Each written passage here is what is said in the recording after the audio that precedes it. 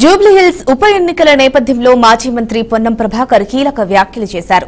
Congress party ప్రజాస్వామ్యాన్ని, ఎన్నికల నియమాలను ఎప్పుడూ గౌరవిస్తుందని, ప్రతి ఒక్క మౌలిక హక్కును పరిరక్షిస్తుందని తెలిపారు. ఎవరైనా ఏ పార్టీ నాయకుడైనా ఎన్నికల సమయంలో నియోజకవర్గంలో తిరిగితే వారిపై కేసులు నమోదు చేయాలని ఎన్నికల సంఘానికి విజ్ఞప్తి చేశారు. బీఆర్ఎస్ అభ్యర్థి ఓడిపోతున్నామని అసహనంతో 3 రోజులుగా ఏది పడితే అది మాట్లాడుతున్నారని వ్యతిరేక అభిప్రాయాన్ని వ్యక్తం చేశారు. బీఆర్ఎస్ అభ్యర్థి రాజకీయంగా సానుభూతి పొందాలనే ప్రకటన తీవ్రంగా ఖండిస్తున్నామని, ఇది మంచి పద్ధతి కూడా కాదని అన్నారు.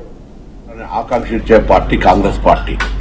జూబ్లీహిల్స్ లో జరుగుతున్న ఉప ఎన్నిక ప్రజాస్వామికంగా జరగాలని ఆకాంక్షించే పార్టీ కాంగ్రెస్ పార్టీ. ప్రజాస్వామ్యం పట్ల గౌరవాన్ని ఎప్పుడూ ఆచరించే పార్టీ కాంగ్రెస్ పార్టీ. ఎన్నికల సంఘానికి విజ్ఞప్తి చేస్తున్నాం, ఎవరైనా సరే, ఏ పార్టీ వాళ్ళైనా సరే, నియోజకవర్గం కాని నాయకులు నియోజకవర్గంలో ఎన్నికలు జరిగే సందర్భంగా తిరిగితే వారిపైన కేసులు పెట్టుకోవచ్చు.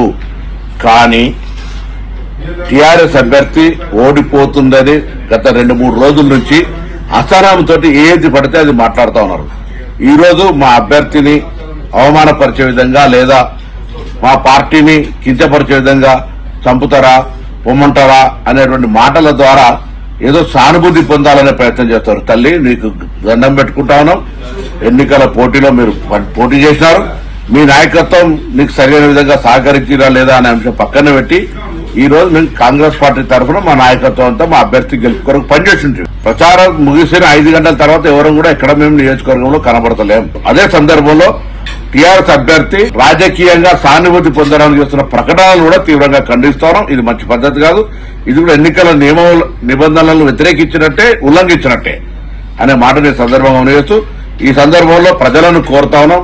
ప్రజల అభిప్రాయం వాళ్ళ ఇష్టం ఓటు, కానీ ఓటు హక్కు వినియోగించుకోవడం కనీస బాధ్యత. తప్పకుండా పోలింగ్ శాతం పెరిగే విధంగా జూబ్లీహిల్స్ ఉప ఎన్నికల్లో మీ ఓటు హక్కును మీ ఆలోచన ప్రకారంగా వినియోగించుకోమని సందర్భం